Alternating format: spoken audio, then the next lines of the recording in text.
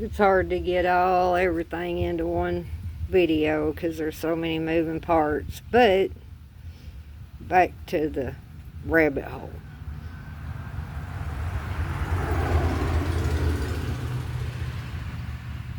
After Officer Green told me that he wasn't going to do anything about it, he told me that it was a city matter for Crossville City.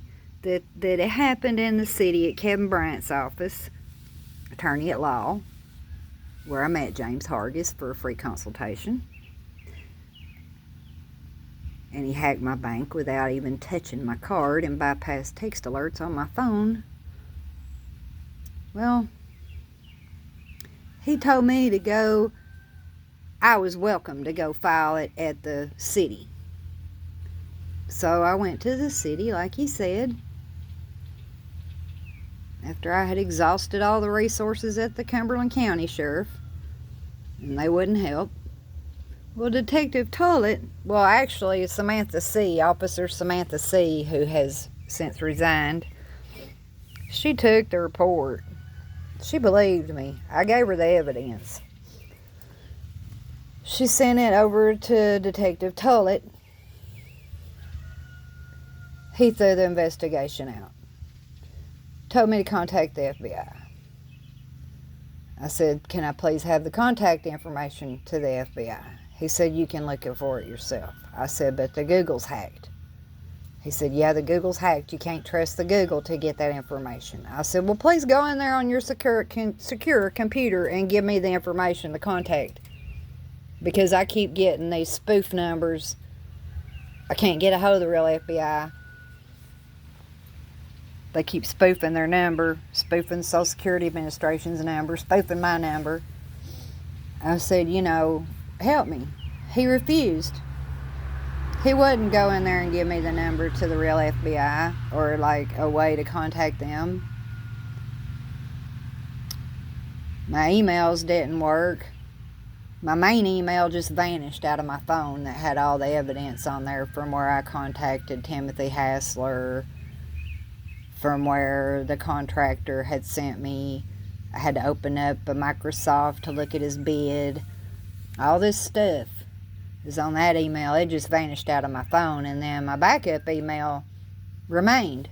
But I never gave my backup email out. But somehow they all have it. Even the Board of Professional Responsibilities has it.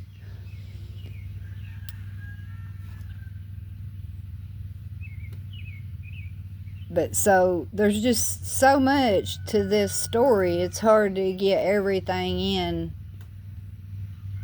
And yeah, so even the Crossville City was involved in the cover-up.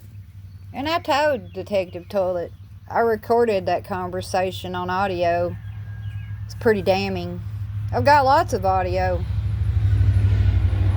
I've got a body cam full of videos that I don't know how to put it on the computer or the whatever, get it on the internet, and the audios. But that evidence is in my phone. The FBI has access to my devices. They can get it. It's just, it's so much that they did. The 2 years of targeting me and false arrest and false diagnosis for schizophrenia, all the stuff they did trying to turn me into Lisa Michelle Neely, 5 inches shorter, a felon on the run on the FBI website. Like, all the stuff they did to try to make me go away because I wouldn't be quiet. And the reason why I wouldn't be quiet wasn't for me. It was because I'm not the only one. There are hundreds of victims, if not thousands. And they're little old ladies and little old men that don't know how to use a computer, or that have, dementia or some other disability that makes them an easy mark.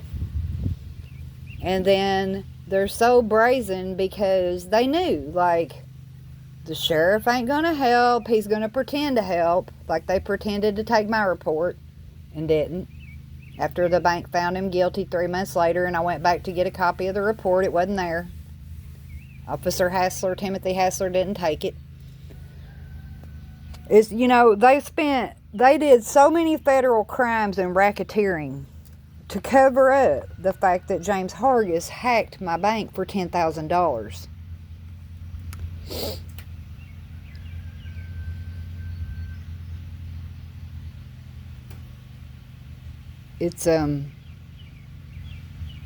It's totally disgusting. It's totally disgusting. And so here I sit 8 months later after I've been run out of my home, terrorized out of my home with false arrest. My home sits on the market month after month. Don't have to wonder why it's not selling, because it's probably got a false mortgage on it, I'm sure. Or something, deed fraud, something's going on with it that keeps anybody from wanting to get to buy it. It's a beautiful house. I have $250,000 in that house. It's down to, I've brought the price down to $189 and still no interest. Gorgeous property right across the street from the school playground. Which brings me to another thing. When Islam Jones, my real estate agent, was at closing for that house, the seller was on a pedophile registry. His pedophile dot was on the house when I moved in and started looking at the pedophile map. Aaron Sheffield. He didn't show up for closing. It's right across the street from the school playground, and he's on a pedophile list. No wonder he didn't show up for closing.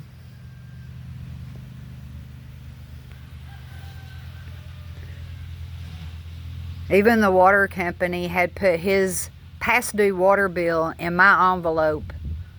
Well, I had to take my deed over there to get the water turned on in my name, so they knew that he wasn't affiliated with me. But they protected the pedophile too at the water company in Pleasant Hill. They kept putting his past due bill in my envelope every month. I kept going back and saying, hey, you can't put this guy's bill in my envelope. Well, his wife's, Megan, her mail still comes to that house to this day, while it sits there empty on the market, and I watch it through my cameras. My mail keeps turning up missing. Important mail, bank statements, phone bills, utilities. Oh, and here most recently I figured out that 2 months ago my tag was supposed to be in the mail for the year for my car. They got it. It never arrived. That's the first time in my 60 years on this planet that my tag hadn't arrived for the year, so I could go down and pay and get my sticker. I'm under identity theft. The bank has a letter saying so. That's why I can't get a new credit card. I got an 800 plus credit score, but I can't get a new card because I'm under identity theft. Well, I gave that to the police. They wouldn't make a report on it. They just, you know, just keep covering it up. Targeting me for Hargis and Dunaway and covering it up. Sickening.